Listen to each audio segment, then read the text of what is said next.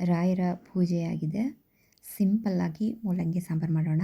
2 ಈರುಳ್ಳಿ, 2 ಟೊಮೆಟೊ, ಸ್ವಲ್ಪ ಕರಿಬೇವಿನ ಸೊಪ್ಪು, ಒಣಮೆಣ್ಸಿನ್ಕಾಯಿ, ಮೀಡಿಯಮ್ 4 ಮೂಲಂಗಿ, ಬೇಳೆನ ಸ್ವಲ್ಪ ಬೇಯಿಸಿ ಸ್ಮ್ಯಾಶ್ ಮಾಡಿ ಇಟ್ಕೊಂಡಿದ್ದೀನಿ.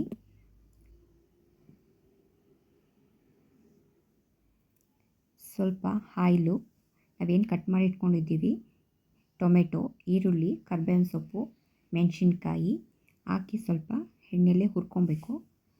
ಅದಾದ ನಂತರ ಸ್ವಲ್ಪ ಮೂಲಂಗಿ ಏನು ಕಟ್ ಮಾಡಿ ಇಟ್ಕೊಂಡಿದ್ದೀವಿ ಮೂಲಂಗಿ, ಸ್ವಲ್ಪ ಅರಿಶಿಣದ ಪುಡಿ ಹಾಕಿ ಸ್ವಲ್ಪ ಹುರ್ಕೊಬೇಕು. ಸ್ವಲ್ಪ ಒಂದು ಗ್ಲಾಸಷ್ಟು ನೀರು ಹಾಕ್ಕೊಬೇಕು.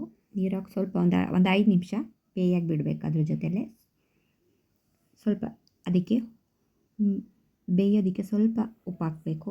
ಒಂದು 5 ನಿಮಿಷ ಬಿಟ್ಟರೆ ಸಾಕು, ಬೇಯ್ಕೊಳ್ಳುತ್ತೆ. ಒಂಚೂರು ಹಿಂಗಾಕಿ, ಹಾಕಿದ್ರೆ ಟೇಸ್ಟ್ ಚೆನ್ನಾಗಿ ಬರುತ್ತೆ. ಸ್ವಲ್ಪ ಹಿಂಗಾಕಿ ಅದಕ್ಕೆ ಒಂದು 5 ನಿಮಿಷ ಬೇಯಕ್ಕೆ ಬಿಡಿ.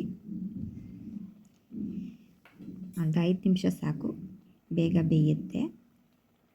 ನಾವೇನು ಇಟ್ಕೊಂಡಿದ್ದೀವಿ ಬೇಳೆನ ಬೇಯಿಸಿ ಅದನ್ನು ಮಿಕ್ಸ್ ಮಾಡಬೇಕು. ಅದ್ರ ಜೊತೆ ಮಿಕ್ಸ್ ಮಾಡ್ಕೊಳ್ಳಿ ಎಲ್ಲನೂ ನೀಟಾಗಿ.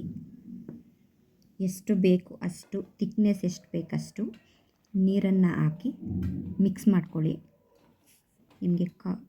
ನಿಮಗೆ ಸಾಂಬಾರು ಎಷ್ಟು ತಿಕ್ನೆಸ್ ಬೇಕೋ ಅಷ್ಟು ನೋಡಿ ನೀರನ್ನು ಅಡ್ಜಸ್ಟ್ ಮಾಡ್ಕೊಳ್ಳಿ.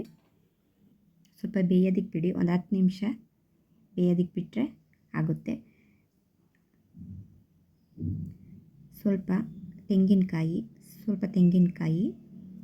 ಸ್ವಲ್ಪ ಮಸಾಲೆ ಪುಡಿ 2 ಸ್ಪೂನ್ ಹಾಕ್ಕೊಂಡಿದ್ದೀನಿ ನಾನು. ಸ್ವಲ್ಪನೇ ಸಾಂಬಾರು ಮಾಡೋ ಕಾರಣ ಸ್ವಲ್ಪ 2 ಸ್ಪೂನ್ ಹಾಕ್ಕೊಂಡಿದ್ದೀನಿ.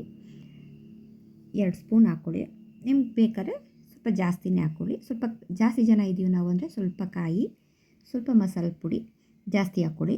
ನಮ್ಮದು ಮಸಾಲೆ ಪುಡಿ ಸ್ವಲ್ಪ ಖಾರ ಕಮ್ಮಿ ಇದೆ, ಹಾಗಾಗಿ ಸ್ವಲ್ಪ ಚಿಲ್ಲಿ ಪೌಡರ್ ಹಾಕ್ಕೊಂಡಿದ್ದೀನಿ, ಒಂದು ಅರ್ಧ ಟೇಬಲ್ ಸ್ಪೂನು. ಸ್ವಲ್ಪ ನೀರು ಹಾಕಿ ನುಣ್ಣಗೆ ರುಬ್ಕೊಬೇಕು.